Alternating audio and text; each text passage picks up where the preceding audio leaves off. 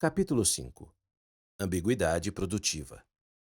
Ambiguidades, contradições aparentes e paradoxos encontram-se ao nosso redor. Mesmo os princípios verdadeiros podem competir entre si em meio à confusão. Aprender a aceitar esses conflitos aparentes, dando um tempo para resolvê-los, é um passo essencial para encontrar a simplicidade que se acha além da complexidade. No entanto, deparar-se com esses conflitos pode nos levar a querer evitar a ambiguidade para não termos de lidar com os confrontos trazidos por ela. A propósito, Joseph Smith disse certa vez que, provando-se os opostos, a verdade se manifesta. Essa questão é relevante para nosso processo de três fases. Muitos idealistas, no estágio 1, ao entrarem em conflito com o realismo do estágio 2, sentem-se tão intimidados pelos opostos, contradições e paradoxos, que não conseguem enxergar uma maneira de continuar avançando para a simplicidade consolidada no estágio 3. Alguns simplesmente preferem a tranquilidade de um ponto de vista antigo do que aquela necessária e incômoda tarefa que os levaria finalmente a serem iluminados por um paradoxo perene, por exemplo, justiça e misericórdia. No entanto, para que passemos da complexidade para a simplicidade esclarecida, é preciso que permaneçamos abertos, aprendendo a respeitar os princípios conflitantes, aceitando a tensão e indo além da mentalidade do 8 ou 80. Nesse caso, então, a tensão se torna produtiva.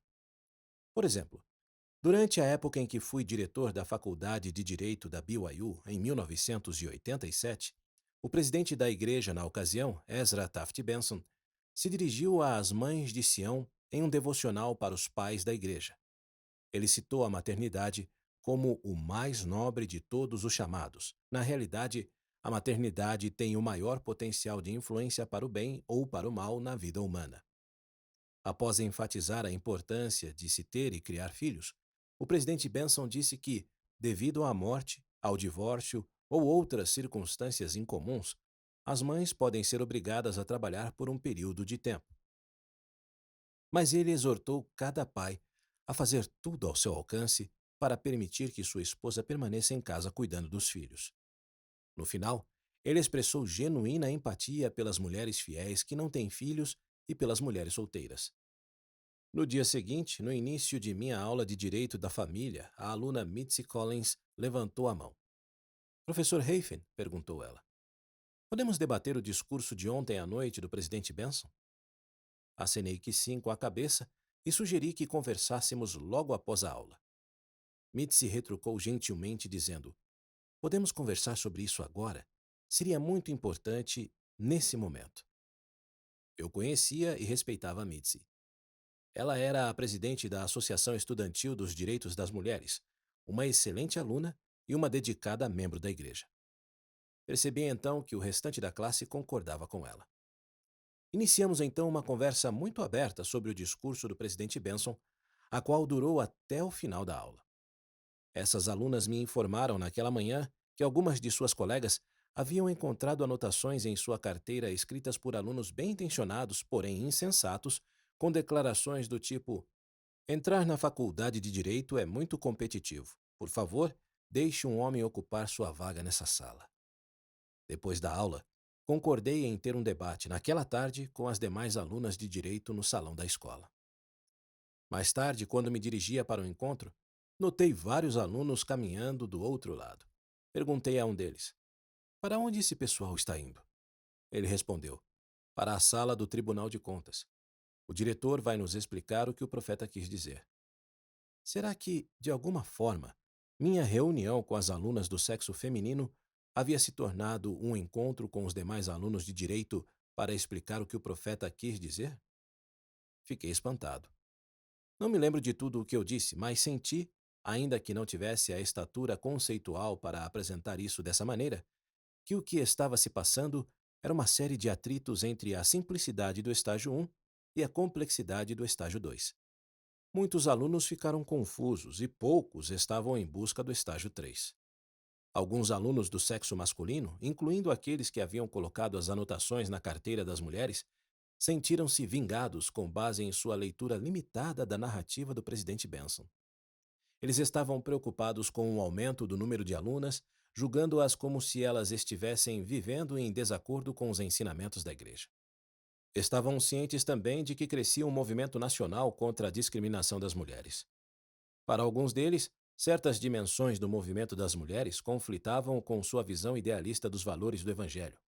Isso os levava a ficarem mais determinados a permanecer inalterados no estágio 1. Outros partiram para o lado oposto, tendendo geralmente a minimizar o que o presidente Benson havia dito, caso não concordassem com ele. Essas pessoas estavam presas na complexidade do estágio 2. Mas Mitzi e muitas de suas amigas representavam um terceiro ponto de vista, sentindo-se amarradas entre o ideal e o real. Elas haviam entrado no curso de direito com visões idealistas do que poderiam fazer com sua educação jurídica, sendo solteiras ou casadas. Mas agora, por causa do respeito que sentiam pelo presidente da igreja, se perguntavam se não haviam feito uma má escolha. Queriam sinceramente seguir o profeta. A faculdade de direito era sua esperança, mas agora essa esperança parecia frustrada. Expliquei às alunas que durante minha passagem pela BYU, Idaho, participei das reuniões mensais da Junta de Educação da Igreja com as autoridades máximas da igreja, incluindo o presidente Benson. Eu sabia de primeira mão como eles se sentiam em relação à faculdade de direito. Então expliquei. Eles sabem que vocês, alunas, estão aqui e sentem-se muito satisfeitos com isso. Eu os ouvi tanto em público quanto em particular expressarem opiniões favoráveis semelhantes àquelas citadas pelo presidente Gordon B. Hinckley às mulheres da igreja. Obtenham toda a educação que lhes for possível. A vida se tornou muito complexa e competitiva. Vocês precisarão se esforçar muito e usar seus melhores talentos. Paralelamente, os princípios gerais que o presidente Benson havia ensinado sobre as mães acabaram, posteriormente, por coincidir com um tema central do documento publicado pela Igreja, a família, Proclamação ao Mundo, em 1995. Segundo o modelo divino, o pai deve presidir a família com amor e retidão, tendo a responsabilidade de atender às necessidades de seus familiares e de protegê-los. A responsabilidade primordial da mãe é cuidar dos filhos. Nessas atribuições sagradas, o pai e a mãe têm a obrigação de ajudar-se mutuamente como parceiros iguais.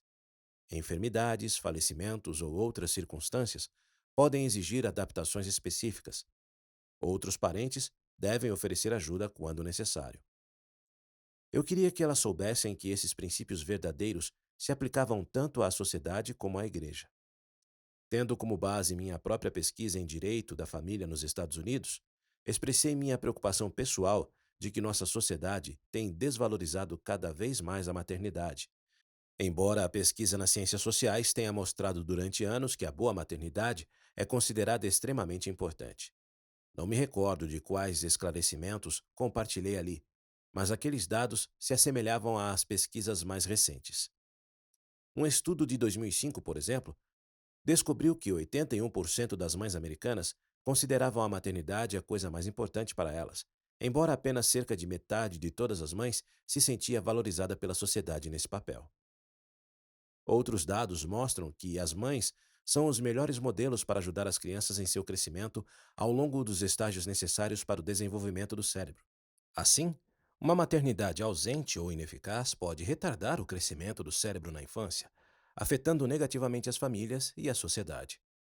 Casamentos estáveis e pais estáveis, mães e pais, são os principais fatores que determinam o bem-estar dos filhos. E crianças disfuncionais contribuem para uma sociedade cada vez mais disfuncional. Acrescentei que as perspectivas do Evangelho por parte de nossos alunos os capacitam, nesse momento, para entender o casamento e a paternidade muito melhor do que a maioria das pessoas. Se nossos alunos fossem solicitados a dizer a outros alunos de direito o que mais importa em sua vida, suas prioridades gerais provavelmente se assemelhariam muito com as do presidente Benson. Isso elevou naquelas mulheres o desejo de obterem uma sólida educação jurídica, junto com habilidades analíticas necessárias para ajudar uma sociedade que está confusa sobre o casamento e a vida familiar. Resumindo, eu disse que quase nada é mais importante do que a maternidade e a paternidade. Ao mesmo tempo, a Igreja incentiva as mulheres a obterem toda a educação que puderem e, se assim o desejarem, inclusive um curso de direito. Todos precisamos, em espírito de oração, aplicar esses princípios muitas vezes conflitantes a nossas próprias circunstâncias. As autoridades da igreja confiam em nossa habilidade de fazermos isso. A forma que nossos alunos se alinharam com apenas um desses princípios ilustra a tendência atual de se viver em apenas uma das extremidades de um mundo bipolar. Muitas vezes, julgamos severamente muitos membros da igreja, não permitindo que tenham espaço para fazer suas escolhas pessoais. Aprender a compreender e viver com princípios verdadeiros correntes é uma habilidade essencial, não apenas para alunos de direito, mas para todos nós. Essa habilidade é uma das marcas da simplicidade estabelecida no estágio 3. Ao fazermos isso, aprenderemos por nós mesmos que, provando-se os opostos, a verdade se manifesta. Como segundo exemplo, podemos igualmente sentir o incômodo da ambiguidade em nossas escolhas ao fazermos sacrifícios pelo Senhor ou pela Igreja diante da incerteza de possíveis resultados. Esse incômodo, às vezes até ansiedade, na verdade nos mostra que estamos atentos para implicações e possíveis consequências daquilo que estamos fazendo e por que estamos tomando tal decisão. Por exemplo, se eu achar uma carteira cheia de dinheiro, seria perfeitamente normal, talvez até preferível, que eu chegasse à conclusão de que poderia ficar com o dinheiro em vez de sair procurando pelo dono. Essa consciência faz com que minha escolha de procurar o dono seja absolutamente moral. Torno-me consciente da escolha para agir, para arriscar, para ir além, em oposição a uma decisão mecânica e automática. Muitas vezes, até com certa frequência, falamos de sacrifício real com excessiva leviandade, não consciente da ambiguidade e da ansiedade que podemos honestamente sentir antes de baixarmos nossa cabeça em submissão a Deus, especialmente quando não podemos entender todas as razões pelas quais, às vezes, devemos ofertar tanto, mesmo sabendo tão pouco. Como afirmou John Tanner ao descrever os heróicos sacrifícios de membros das famílias pioneiras, em histórias como essas, é fácil, realmente muito fácil, ver a fé e deixar o medo de lado. Mas você não pode deixar o medo e o temor de lado quando essa é a sua própria história. As Escrituras ilustram repetidamente esse processo. A doutrina central de andar pela fé. Ver 1 Nefe, capítulo 3, versículo 7. Pense na profunda ambiguidade daquele momento em que Abraão parou, tendo à mão um cutelo sobre seu precioso Isaque, sabendo que o sacrifício solicitado ia contra tudo o que mais importava para Abraão. As promessas referentes a seu filho único, a sua posteridade, a sua terra prometida. A tudo, excetuando apenas seu amor incondicional pelo Senhor. Esther sabia que seu povo estava jejuando e orando por ela, mas ela também sabia que estava arriscando sua vida ao se aproximar do rei. Consciente de sua fé, Esther disse: "E assim irei ter com o rei, ainda que não seja segundo a lei, e se perecer, pereci." Esther, capítulo 4, versículo 16, grifo do autor. Os 3 jovens israelitas se aproximaram da fornalha ardente na Babilônia com a mesma convicção. Nosso Deus nos pode livrar, e Ele há de nos livrar. Mas se não, fica sabendo, ó Rei, que não serviremos a teus deuses. Daniel, capítulo 3, versículo 17, 18. Grifo do autor. Moroni viveu uma aparente contradição quando ficou encarregado de escrever um testemunho final em placas sagradas, em virtude da inabilidade de suas mãos. Ele se sentiu incapaz de escrever com o poder, dizendo: "Temo que os gentios zombem de nossas palavras." Então o Senhor lhe ensinou que se ele se humilhasse, ele transformaria sua fraqueza em força. Ver Éter, capítulo 12, versículo 24, 30. O Senhor consegue nos ajudar a resolver nossas ambiguidades de maneiras que tanto nos elevam quanto nos fortalecem. Um jovem ex-missionário abandonou a igreja porque, segundo ele, a igreja não atendeu às suas expectativas. Esse ponto de vista pode simplesmente refletir a postura de um consumidor moderno ao selecionar sua preferência, mas também poderia banalizar sua religião, talvez porque não tenham manifestado brados suficientemente elevados de exportação para segurá-lo.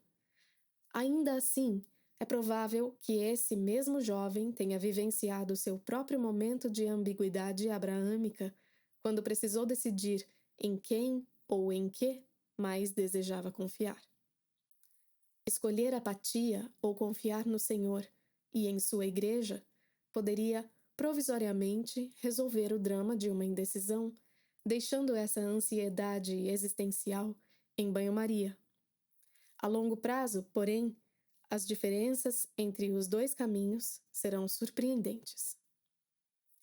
Se pudermos resolver nossas ambiguidades com uma atitude de fé, no final, nossas escolhas fiéis nos levarão à santificação. Aqueles cuja fé não é cega, veem com os olhos e ouvem com os ouvidos e compreendem com o coração. E o pleno exercício de nosso sentido de fé um dia nos levará aos pés daquele que disse: para que eu os cure. Mateus, capítulo 13, versículo 15.